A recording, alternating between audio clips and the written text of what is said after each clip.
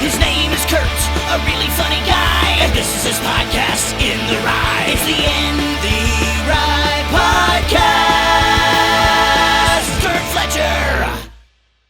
Hey everybody, it's In the Wry Podcast with Curt Fletcher, episode number 58. I am currently in the condo in Oklahoma City. I just finished performing at the Looney Bin, and on this episode I just kind of wanted to recap my trip to Vegas and also talk about the Looney Bin that I just performed at. I was talking about Vegas last time on the episode, last episode. So Wednesday night, because I released the podcast Wednesday afternoon. Wednesday night was actually the best night at the Laugh Factory in Vegas. We had two really good shows, and my buddy Tim did really well both shows. It was fun to watch. He had a lot of awesome crowd work, and I don't know, they were just really fun crowds, and so it's cool to end the week on a high note. I've never performed at a club that was just Monday, Tuesday, Wednesday, so that was interesting. But yeah, it ended on a high note, which was great. Vegas, the crowds are a little different, you know, plus I had to host, and I hadn't hosted, probably since 2018, maybe. I hosted at the Des Moines Funny Bone. That was the last time I've hosted a show. So I was pretty nervous to host, and I don't know, it's just weird getting into host mode. But it was all right, you know. It just sucks doing it. It's definitely the worst part of doing the shows, hosting. But I think I did all right, and ended up being, pretty good shows. I think I mentioned on the last one, too, it was kind of weird that, so the hosts at the Laugh Factory, they go up and do 10 minutes at the beginning, then the middle act goes and does 20, then the host comes back and does 5, then the headliner does 35. So a normal show at a comedy club is usually host does 15, middle act does 30, headliner does 45. So it's a little different there, but they do that in Reno as well. So I don't know if it's just a casino thing or I don't know. I know they like to do shorter shows so they can get people out gambling and stuff like that, which makes sense. It was a fun week. Tim, always fun to work with, of course. The middle act was Joe Napodi, who's an actor. He was on... he did a voice on Casper, and he's on Meatballs, too. And then a couple things I never heard of. But, he wasn't a bad dude. I got to chat with him quite a bit in the green room. And, it was cool to get to know him a little bit. He started doing comedy the year I was born. So, he's been in the business for a little bit. I thought the staff was really nice there too, and they gave me good props for the week, so that was cool. I decided to stay in Vegas. I stayed in Vegas until Tuesday morning. It's my buddy Jarrett who does my intro music. Jarrett Riddick from Bowling for Soup. They were doing the last night of their tour with Less Than Jake, just happened to be in Las Vegas on Saturday, so I hung out a few extra days. So I didn't really do much Thursday and Friday, just kind of sat around my hotel and didn't do shit. I walked around a little bit, and I don't know. Vegas isn't really my thing. Plus I was by myself, so I don't know. It's more fun with people, I guess. I walked around a little bit, like MGM Grand and stuff like that, but didn't really do a whole lot those 2 days. And then Yeah, Jarrett was cool enough to hook me up with VIP tickets and stuff. So I went down to the venue is called the Brooklyn Bowl, and so I caught an Uber down there and got there early. They do like him and Rob do a little VIP show before the show. It's they do a couple acoustic songs and take pictures with people and stuff like that. So I was able to take my picture with the band and things like that, like standing in front of the stage. And then Jarrett's wife was there, Casey, who I've known for several years. So I got to chat with her quite a bit. And it was her birthday the next day, so that was cool. Got to see Sean there. Sean's he like produces their podcast and does photography and all that stuff for them. I think he runs their website and everything too. Sean's a great dude. He's cool. He's got a weird sense of humor. I like it. But he's always cool to run into, chat with. So it's cool knowing people at the show, you know. And then so after the VIP thing, I was able to go backstage and hang out before the show, and that was pretty cool to see, like, you know, see what they do before the show. They just kind of just sit around and drink beers, and it's pretty cool. And they had their own little room, and then Less Than Jake was up there. They had their own little room, and then there's two opening bands. I'm not sure where they were at. They were downstairs somewhere, but yeah, I got to watch the whole show from the VIP section, which was cool.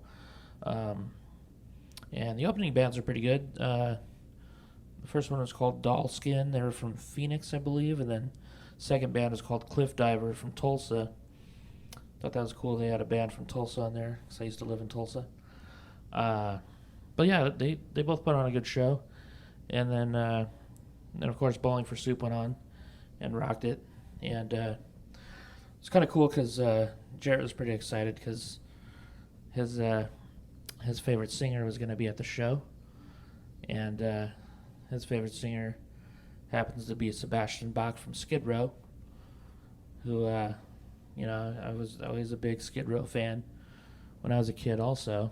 Actually, when I was 9 years old, that was the first cassette tape I ever bought with my own money was Skid Row's self-titled album.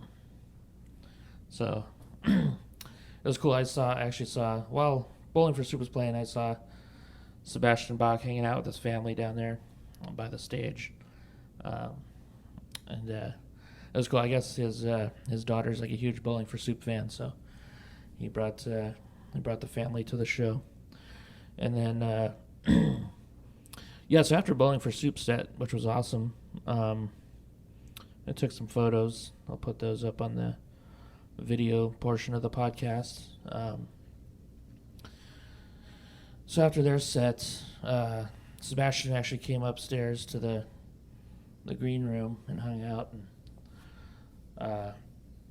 it was cool. He was talking to Jarrett, and then he's, you know, taking pictures with the band and all the people who are up there, guys from Less Than Jake and stuff like that. And then I was just kind of standing there trying not to get in anybody's way and stuff. And then Jarrett came over. He's like, "Dude, you want to take a picture with Sebastian Bach?" And I was like, "Yeah, kind of." Like, yeah, fuck yeah, dude. Love Sebastian Bach. So it was cool. So Jarrett introduced me to Sebastian Bach. You know, told him I was a comedian and stuff, and I was wearing my Wesley Willis shirt, and he made a comment about it. He's like, "Wow, I don't think I've ever seen a Wesley Willis shirt." So it's kind of cool. I always get comments on my Wesley Willis shirt whenever I wear it. It's cool to know how popular he was, because like that was the first concert I ever went to in my life was Wesley Willis back in February of '97 in Fort Dodge, Iowa. I was like 16 years old at the time. But yeah, so I got to take a picture with Sebastian Bach and you know, chat with him for a couple seconds, and I don't know, that was pretty cool. And then he ended up hanging out and watching Less Than Jake also. Man, Less Than Jake puts on a good show too. They're always fun.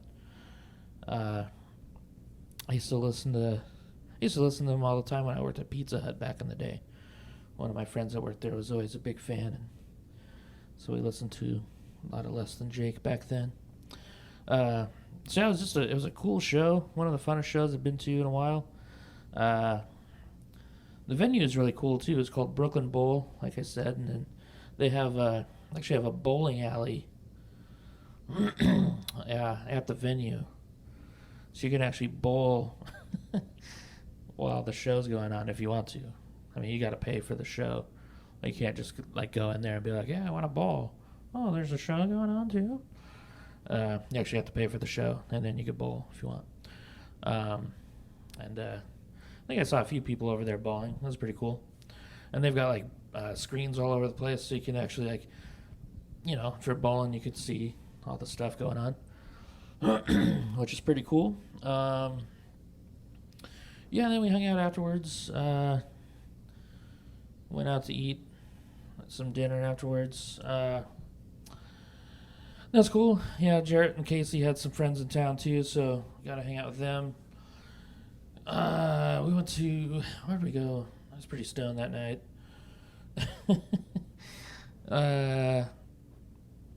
Where did we go? I think it was Planet Hollywood. Something like that. I don't know. No, Jarrett made a comment the next day. He's like, you looked like you're kind of out of it last night. I was like, yeah, I was pretty stoned. So I took an edible while Less Than Jake was on stage and kicked in a little bit after the show. It's kind of funny when we took an Uber over to Jarrett's hotel, and me and Jarrett were making up a story about this guy who wasn't wearing a shirt. He was telling the Uber driver, because the Uber driver was mad at him because he brought some wine with him. He was drinking some wine, and Jarrett talked him into letting him have the wine in his Uber. He's like, "I'll tip you good, don't worry." And he's like, "Okay." And then so he saw this guy with a shirt off, and then he said something about the guy with the shirt off, and then so then I kind of played off of what he said, and then we just made this big story about how he lost his shirt, and some guy like beat him up and took it. The Uber driver, he was like pretty gullible dude, so he believed the whole thing. That was pretty funny. And then the next day, hung out with them again. I met up with them over at Harrah's, I think it's called, and they're at the Dueling Piano Bar singing karaoke. That was pretty fun. It's fun watching Jarrett and Casey do karaoke. Casey's a really good singer. She did a couple Johnny Cash songs. And then Jarrett did, I saw him do, I forget the first song I saw him do, but he did Bon Jovi. That's pretty funny to watch because he's just like he is on stage, so he's getting the crowd all riled up and shit, and that was pretty funny. I'll put some pictures of that too on the video portion of this. Yeah, they were pretty liquored up by the time I met up with them, so it was a pretty good time. I had a good time hanging out with them in Vegas. Yeah, so Tuesday ended up flying to Oklahoma City. Got here a day early. We did shows Wednesday through Saturday. And I got to work with my old friend Maverick McWilliams. He was hosting this week. He actually started out in Albuquerque about 6 or 7 years ago, and he did a great job. He's a really good host. It was cool. It was his first time hosting at the Looney Bin here, which is cool. He lives here, so it's cool for him to get on the local club, get some hosting gigs. But he did a great job all week. Headliner's Graham K from Canada. He lives in New York now, but he's originally from Canada. He was a super nice guy. He's fun to watch. He's got a different style, and I don't know. He's like really slow paced, and I don't know. It was It was cool. I liked it. Wish I could say I liked the crowds all week, but I didn't. Man, that's 2 years in a row where Oklahoma City's kind of disappointed me. Like, this used to be one of my favorite clubs to do. Definitely my favorite loony bin. And they just used to have, like, really good crowds. Like Wednesday through Sunday they would have great crowds. And now it's just, I don't know, Wednesday was rough. It was open mic night. Not a big crowd. Thursday had a decent-sized crowd, but they weren't, not big laughers. I don't know if they're just stupid or they're just, I don't know. I think they might just be stupid. Friday was okay. They just do one show Friday now. They don't do the late show, which is nice. Friday late show sucks. Saturday early show I thought was going to be really good, but it was brutal. It was an older crowd, so I cleaned it up a decent amount and still couldn't get them. They just weren't big laughers. Yeah, it's been fun. I love you guys. Not big laughers, but that's fine. I don't need that. I've had plenty of shows where people laugh. It's nice to take a night off, Like after the show, like everybody seemed to love it and everything, but I mean, when you're on stage, you just feel like you're eating a huge turd. And that sucks. But I don't know. Afterwards, I felt a lot better, when people said that they actually enjoyed it. So that wasn't so bad. And then late show was awesome. Late show was the last show of the week. My buddy Spencer James showed up. He was in town visiting his parents, so he came to the show, and I was like, I just wanted one good show for the week, like one really good show. Plus, he was there. It's always nice when you have another comic friend that's there to see you, and you have a good show. So yeah, we went out with a good show, which is good. It's always rough ending a week on a bad show. That's why I always hated clubs that would go until Sunday, because a lot of times Sunday isn't a great show. But yeah, so he ended strong, which is nice. But yeah, it's kind of weird just doing like 1 out of 5 shows that were good. But I don't know. It'll be all right. Maybe it's my fault. I don't know. But so yeah, I'm in Oklahoma City for a couple days just hanging out. Got no shows, so doing this podcast, gonna work on some writing. Got some scripts that I'm working on. Got some other projects I'm working on with some other people now, which is pretty cool. It's kind of weird. I've had like 3 or 4 different people like in the last 2 weeks tell me they want to work on stuff with me, so that's cool. So I feel like I do pretty well when I have a writing partner or if I'm working on something with people. So it'll be cool working and mostly like movie scripts and stuff or sketches and stuff like that. So that's cool.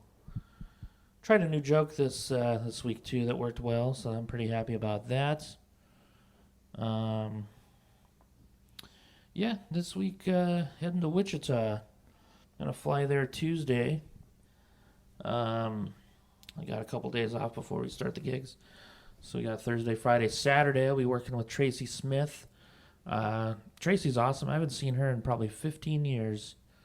She used to come to Laughs in Albuquerque all the time, and she used to always sing karaoke when I hosted the karaoke. Don't know if she'll remember me or not, but it'll be cool to work with her. I actually never worked with her in Albuquerque, just got to see her perform quite a bit because I was always there. So yeah, it should be a fun time. I realized today was the 20-year anniversary of the death of Dave Williams, who was the singer of a band called Drowning Pool. Probably recognize their song Bodies. That was pretty popular. Anyways, I got a Dave Williams story. I went to a concert. I think it was 1999. I want to say it was December of 99. Kitty was the headlining band. So we were going to see Kitty. It was me and my sister and her boyfriend at the time. It was at the Sunshine Theater in Albuquerque. And it was pretty cold outside. We're all waiting in line and stuff. And we were some of the first people that got there. So we're all hanging out in line. And this dude walks by, and he's wearing these cool gloves. They're like, kind of like bear claws. So my sister said something like, "Hey, nice gloves." And he turned around and came over and started talking to us. And then I realized he was wearing a jacket that said "Straight Up" on it. And it was there was an album that just came out called "Straight Up," and it was a tribute album to a guy named Lynn Straight, who was the singer of a band called Snot. I thought it was weird that he had that jacket, because Snot wasn't like a really well-known band. And so I asked him where he got the jacket, and he said Lynn was a buddy of his. And I was like, okay.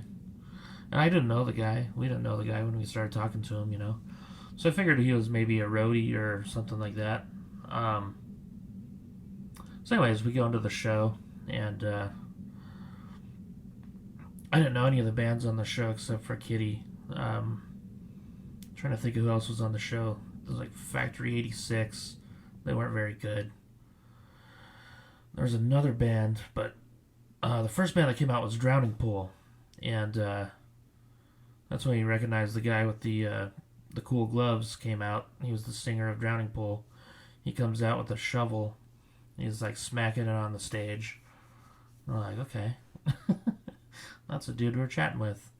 And, man, they put on a fucking great show.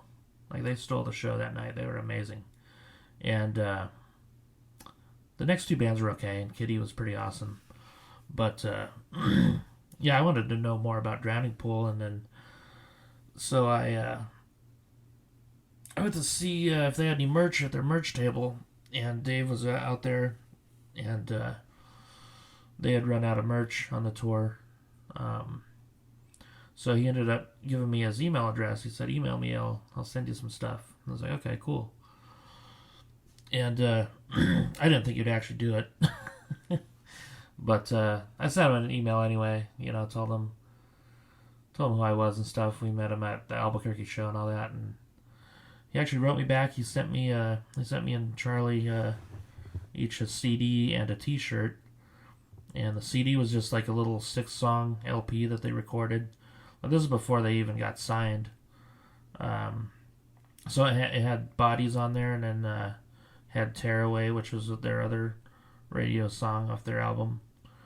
But there were different versions of them from the radio version you'd hear later on. So that was really cool. I wish I still had that somewhere. I got rid of all my CDs over the years, but yeah, the T-shirt was cool. It just said Drowning Pool on the front, and it had like a middle finger on it, and then on the back it said "Waste of Fucking Space." So it was one of my favorite shirts. And I don't think I have it anymore. It might be in a tote somewhere. I'll have to look for it, see if it's around. But yeah. So anyways, over the next few months, they ended up getting signed, and they played Ozfest during the summer, and then they're blowing up pretty good, and they came back to town in October the next year. They were playing at the convention center with Disturbed, and so me and Charlie went to the show, and we're both wearing our T-shirts. We probably look stupid, but CJ, the guitar player from Drowning Pool, actually he saw us, and he saw us wearing the shirts, and I think he figured out that we were two of the guys that were at the show before. So he came over and started talking to us a little bit, and we probably chatted for about 10 minutes or so before their set, and then he's like, yeah, I'll come find you guys after we play, and he's like, I'll tell Dave you said hi. And so yeah, they did their set. They did awesome. Disturbed was awesome. I got to meet Dave from Disturbed that night. He was like just kind of hanging out in the back, and nobody was really back there paying attention. And I saw him, so I went over and said hi. And then CJ came out and found us again, and he wasn't out there too long. 'Cause, you know, he didn't want a bunch of people recognize him and mob him and stuff. So he just came over to ask us if we liked the set and everything, and told us that Dave said hi, and so that was cool. And yeah, and then he passed away the next year, I think it was, or next 2 years or whatever. I get the years mixed up, but yeah, cool dude, you know. And I even asked Jarrett if he knew him. He said he was pretty good buddies with him. So yeah, it's just sad to hear about when that happened. He just seemed like a cool dude and extremely talented guy too. So it's cool. Yeah, cool that I got to meet him, and I don't know, it's just a cool dude. I don't have any other updates, really, I don't think. Nothing that I wrote down, anyway. So I'll probably wrap this one up. Thanks to everyone for tuning in. Yeah, I'm going to post the audio version of this and the video version. I'll post some clips from... I like to post some like crowd work clips on the video portion of the podcast up on YouTube. And I'll post some pictures and stuff from Vegas and Oklahoma City as well. But yeah, I don't have any other gigs really coming up except for Wichita.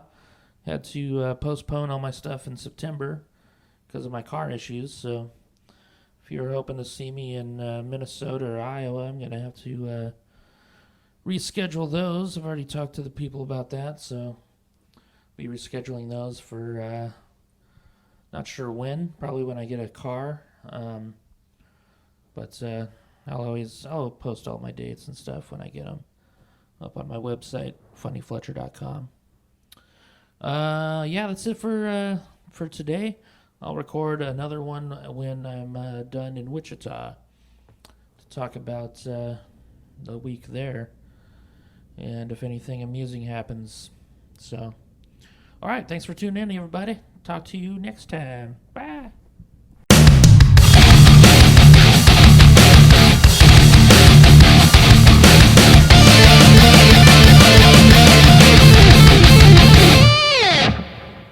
He's kind of old, doesn't he? I can't see shit. I don't even know. Oh no, he's a handsome son of a bitch. Look at it. Yeah, okay. Yeah, you're not that old. How old are you? I'm just goofing around, you guys. These are jokes. Hey, stop it. Thank you. Yeah. You shit while giving birth anyway.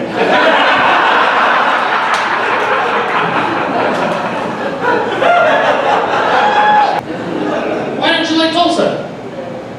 They're a stepchild. No, they're not. Tulsa's better than you. Fuck that. Yeah, fuck you, buddy. You lied about having hemorrhoids. Tulsa has hemorrhoids. Tulsa's real with their shit. Oh, yeah.